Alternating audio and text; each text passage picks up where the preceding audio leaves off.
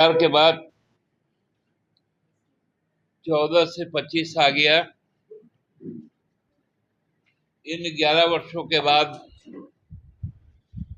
आज एक अधिसूचना जारी हुई गृह मंत्रालय के द्वारा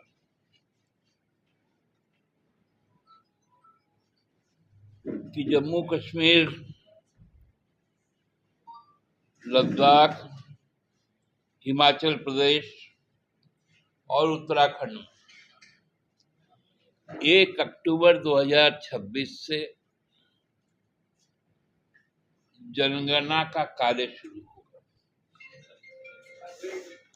और 1 मार्च 2027 से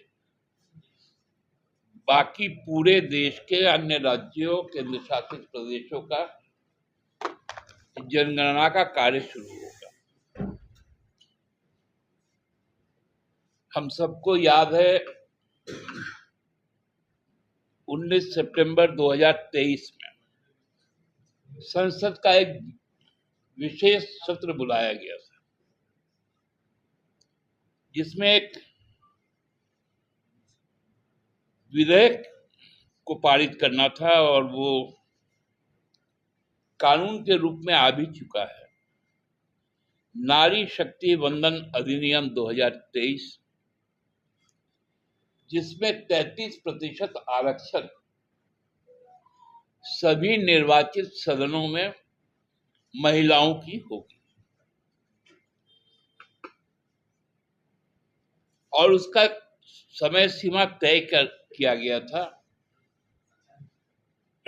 कि 29 का जब ये आम चुनाव होगा, परिसीमन के बाद होगा, उसमें ये कानून को लागू किया जाएगा। अब यह संयोग है या प्रयोग है कि जिस प्रकार के जुमले हमारे प्रधानमंत्री जी और हमारे गृहमंत्री जी व्यवहार में लाते हैं, ये भी उसका एक प्रतिफल है कि 27 से जनगणना शुरू होगा और जनगणना शुरू होगा 2 हिस्सों में। एक होगा मकान आधारित,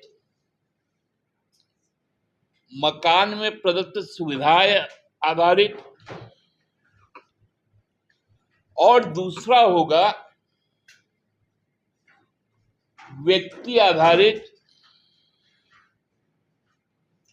जिसमें डेमोग्राफी का भी ख्याल रखा जाएगा और जातिगत जनगणना भी होगी। आज के अधिसूचना में ये बातें आई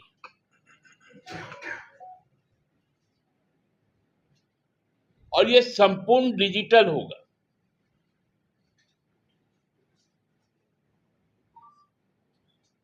ये डिजिटल होगा तो इसका एक बहुत बड़ा डेटा भी बनेगा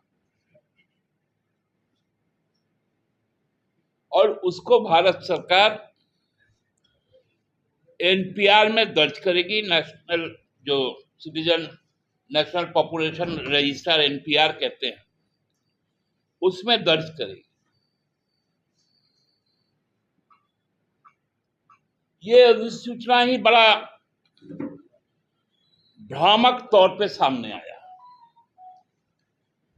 एक तो जो समय सीमा तय किया गया, ये किसी भी सूरत में ये 2029 के लिए पर्याप्त नहीं।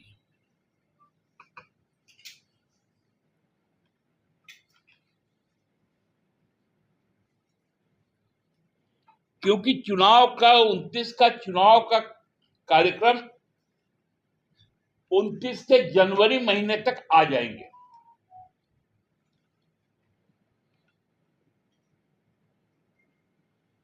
आचार संहिता लग जाएगा, क्योंकि अप्रैल मई में चुनाव होना, यदि चुनाव सही वक्त में हुआ तो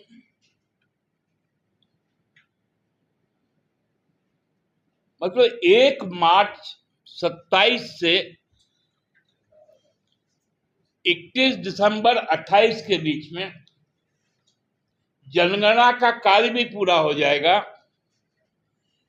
परिसीमन भी पूरा हो जाएगा। मतलब नारी शक्ति वंदन अधिनियम अगले 5 सालों के लिए फिर से टाल दिया गया। जैसे 2 करोड़ युवाओं को नौकरी हर साल मिलता था ना 2014 से 2025 तक, ये केवल और केवल पूरे नारी शक्ति को प्रलोभन दिखाकर, मतलब हम लोग जिसको कहते हैं कि न्योता भेजकर थाली हटा लेना। एक बार इनके साथ भी हुआ था, नीतीश कुमार जी ने किया था जब भाजपा का राष्ट्रीय अधिवेशन हो रहा था बिहार में। जब प्रधानमंत्री महोदय गुजरात के मुख्यमंत्री थे, आमंत्रित थे पूरी भाजपा, नीतीश जी ने आमंत्रण दिया था दोपहर के खाने के लिए। जैसे मालूम चला मोदी जी भी आएंगे तो उन्होंने पत्तल ही हटा दिया था। ये भी वैसा ही एक प्रयोग है जो एक संयोग के तौर पे सामने आया। दूसरा कि जनगणना के जो फॉर्मेट है,